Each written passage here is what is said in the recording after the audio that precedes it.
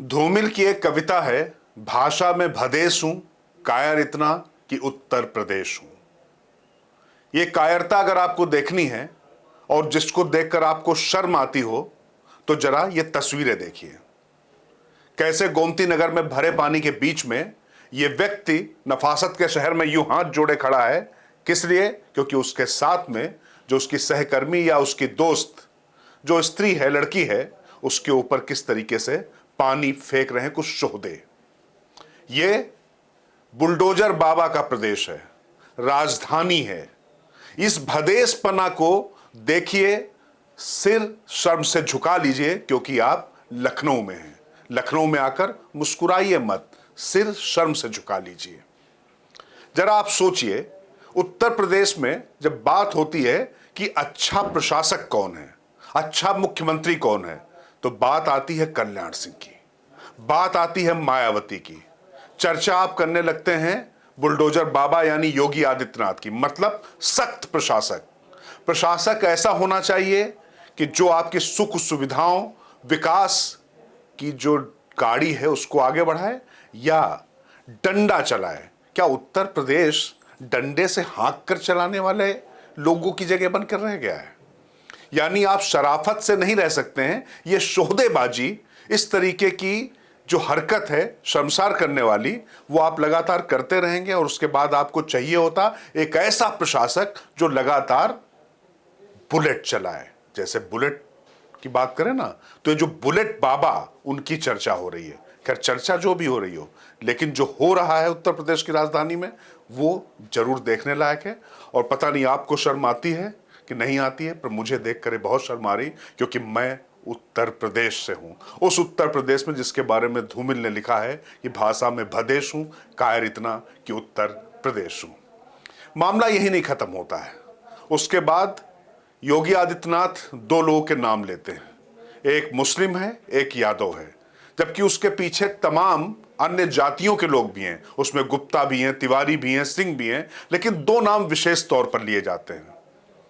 निश्चित तौर पर ये जो लड़के हैं जिन्होंने लखनऊ की तहजीब नहीं बल्कि मानवता को जिन्होंने शर्मसार किया है, उन पर सख्त कार्रवाई हो, लेकिन इन नामों के बगैर भी कार्रवाई हो सकती है। लेकिन मेरा प्रश्न ये है उत्तर प्रदेश के लोगों से भी, ये क्या प्रदेश ऐसे ही चलेगा? डंडे से हाँकना आपको पसंद है? ऐसा प्रशासक चाहिए जो लगातार दुहत्थड़ चलाता रहे और आप उसके साथ अनुशासित होते रहें? आपको सभ्यता, संस्कृति और सुकून पसंद नहीं है? क्या आपके जो बच्चे या जो लड़के हैं जिनके बारे में कहा जाता है कि देश का भविष्य है, क्या इस तरीके का भविष्य है?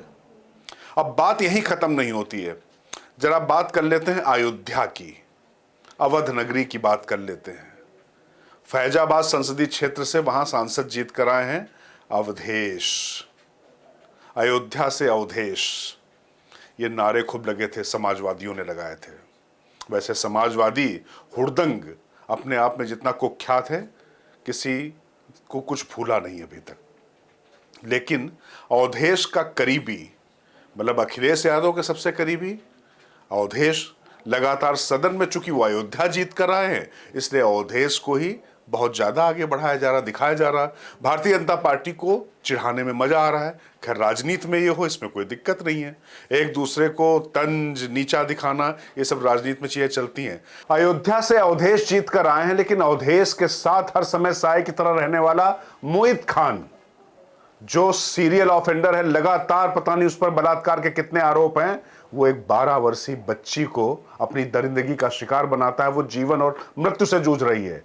ऐसे शख्स के लिए समाजवादियों के मुंह से एक शब्द नहीं फूटता है। बहुत बड़ी बड़ी बातें अखिलेश यादव करते हैं, सदन में थिएट्रिक्स दिखाते, जाति कैसे पूछ ली, लेकिन उस बच्ची की जाति तो किसी ने नहीं पूछी। उस बच्ची की जाति से कोई मतलब नहीं, वो तो लड़की थी, मासूम थी। उसके साथ जो कार्रवाई, उस पर भी जरा दो शब्द बोल लेते हैं अखिलेश यादव जी। अवधेश कह रहे हैं कि हमको कुछ पता ही नहीं है, मतलब वो जानते नहीं है पूरी घटना हो गई, बहुत मासूम हो जाते हैं। तो मैंने जब सा कहा ना कि ये जो भदेशपना जो उत्तर प्रदेश का है, वो किस तरीके से शर्मसार कर रहा, और इसीलिए बार बार ये कहा जाता कि मायावती सबको ठीक रखती थी, सबको ठोक कर रखती थी। ठोक डालो, पीट डालो, कूट डालो, ये सभ्य समाज की भाषा नहीं हो सकती है। लेकिन जब इस तरीके की तस्वीरें और जब घटनाएं आती हैं तो निश्चित तौर पर धूमिल बहुत याद आते हैं। मुझे गुस्सा भी आ रहा है, क्षोभ भी है, शर्म भी है, और मुझे लगता है कि बुलंद भारत टीवी के दर्शकों को इसकी उतनी ही भर्त्सना करनी चाहिए। हर व्यक्ति को इसकी कठोर सिर्फ निंदा नहीं करनी चाहिए, बल्कि ऐसे लोगों को समाज से बहिष्कृत करना चाहिए, क्योंकि आप मौज ले रहे हैं वहां पर। खैर, जो आपने मौज ली है वो तो यूपी पुलिस की फौज ठीक कर देगी, लेकिन ये जो संस्कृति कौन सी पनप रही है, ये जरूर चिंताजनक है। फिलहाल मुझे दीजिए इजाजत। मैं राजकिशोर, बुलंद भारत टीवी, ताकत आपकी।